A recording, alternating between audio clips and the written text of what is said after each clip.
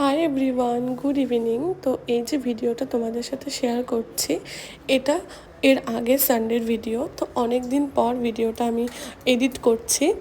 তো সেদিন আমরা সকালবেলা এখানে লাঞ্চের সমস্ত কিছু প্রিপারেশন নিচ্ছিলাম, কারণ সেদিন আমাদের বাড়িতে ইনভাইট করেছিলাম বৌদিদেরকে, আর যে ভাবিরা আছে ওদেরকেও। তো সেই কারণে এখানে রান্না বাড়ি সমস্ত কিছু আমরা স্টার্ট করেছি।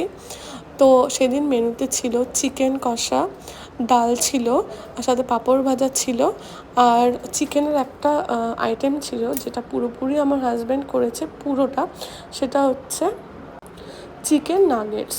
তো এটা আমার কোনো আইডিয়া ছিল না কি করে করে, ওই নেটে দেখে পুরোটা করেছে, আমি শুধু ওকে একটু হেল্প করে দিয়েছি। তো ওটারই একটা ছোট্ট করে তোমাদের বলে দিই যে কী করে করেছে। তো সবার ফার্স্টে কয়েকটা ব্রেস্ট পিস চিকেনের আর দুটোর মতন আলু প্রেশারে সেদ্ধ করে নিয়েছে।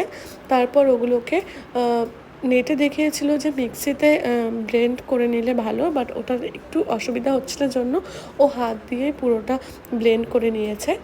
তারপর ওটার মধ্যে দিয়েছে পেঁয়াজ, রসুন আদা পেস্ট, লঙ্কা, সমস্ত কিছু দিয়ে ভালো করে মেখে রেখেছিল।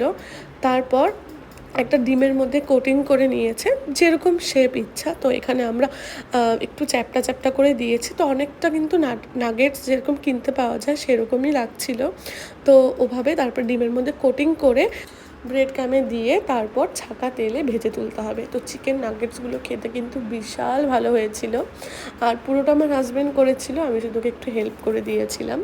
তো যাই হোক, তারপর দুপুরে আর কোনো ভিডিও করা হয়নি। আমরা ওখান থেকে বিকেলের দিকে একটু ঘুরতে বেরিয়েছিলাম। তারপর এখানে বাজারে এসেছিলাম সবাই মিলে দোকানটার থেকে কিছু খাওয়ার জন্য। তো এখানে দেখলাম যে ফুচকার দোকান আছে, তো আমরা সবাই মিলে ফুচকা ট্রাই করলাম, আর এখানে ভাইয়াই আমাদেরকে ফুচকাটা বানিয়ে দিচ্ছিল। তো এটাই ছিল একটা ছোট্ট ভিডিও।